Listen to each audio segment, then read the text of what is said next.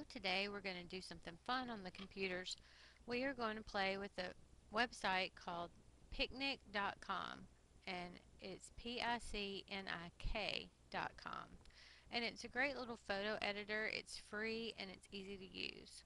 So you're going to go to www.picnik.com and then click on Get Started Now and let it load on your machine. Now, when you're at home and you talk to your parents about it, you're welcome to make your own account, and then you can upload your pictures, and when you have time in class, you can play with them here. But I don't want you to make your own account here. I want your parents' permission first.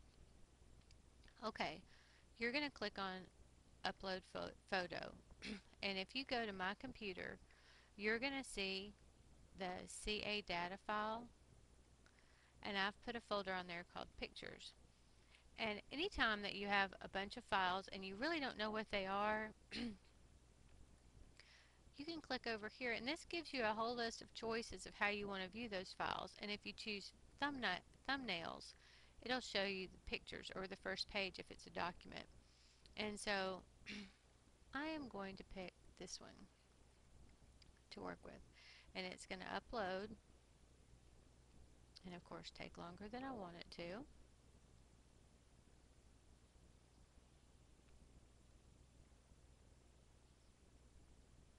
Okay,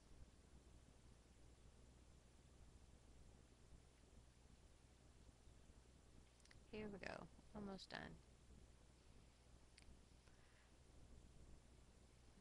Another nice thing about this program is that it allows you to save them to your own computer. Some of the programs that you might find, you have to save them on their website, but you don't have to here. You can save them and you can send them to Walgreens and print them. Okay, once you get your picture uploaded, you have all different things that you can do. You can autofix. This is where if it was people and you needed to correct some colors, you can rotate the picture, flip it around. See? You can resize it, you can crop it if you just wanted to cut out that one sunflower. And I wish that you would play with some of these features. See, it'll highlight what you want, and then you just click OK, and that's all that would still be in your picture. You can play with the colors, sharpen it, and correct red eye. Those are all sort of useful tools, but they're not the fun tools. These are the fun tools. This is probably my favorite. If you click here, black and white, oh, and by the way, I went to create and then to effects. If you click on black and white, it'll make your whole picture black and white. But if you click on that paintbrush right there, it lets you paint back to the original.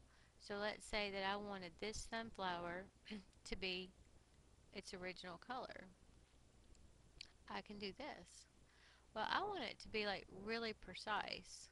And so look, I'm going to come down here and I'm going to zoom in.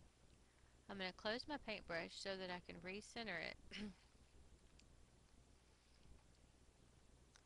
And I'm going to make my paintbrush smaller. And look, I can go right up there. And I can get pretty precise with it and not get out of the lines. Okay, and then to do that little tip, I can get even littler. See? Go all the way down to 1 pixel if you need to get that little tip. Okay, but let's say that you forgot about that and you weren't paying attention and you had it really big and you went off and you got some of the blue sky and you didn't mean to. Well, look, you can fix it because you can tell it that you want the painting mode to be the effect that you chose. And see, now it's sort of like an eraser. It'll go back and erase it. So anyway, that's fun. And you can also say, oh, I wanted it to be different. Let me go back. And you can reverse the effect. And everything will be colored except for what you painted. That's really, honestly, the one I've played with the most. I know that you can boost the colors. That's fun. Play around with all these. You can make it look like film that's been exposed. You can make it sort of like a painting that's on hyperspeed, I guess. Um, 1960s gives it that, old developed look. You can make it look like a heat map.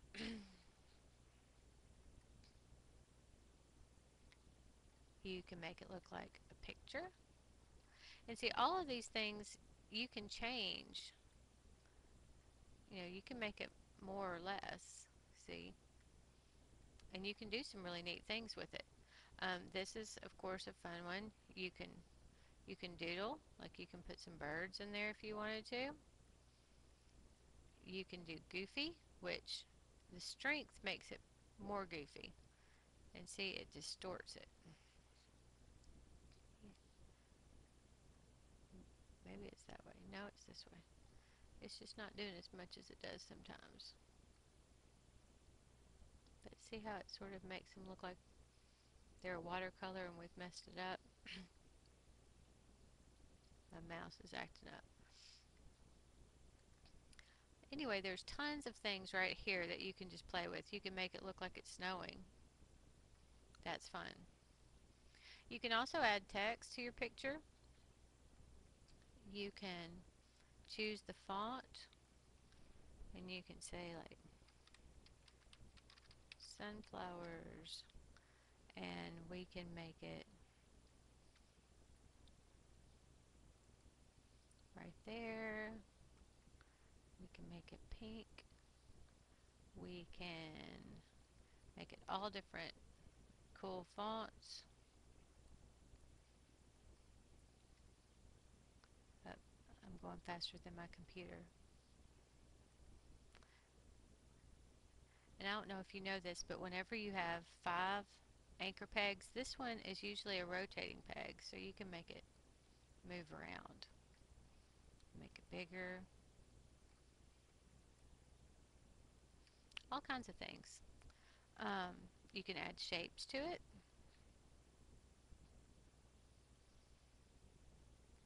And they're sort of like stamps, I guess. And you can make it different colors. And you can put frames. You can make it look like a Polaroid.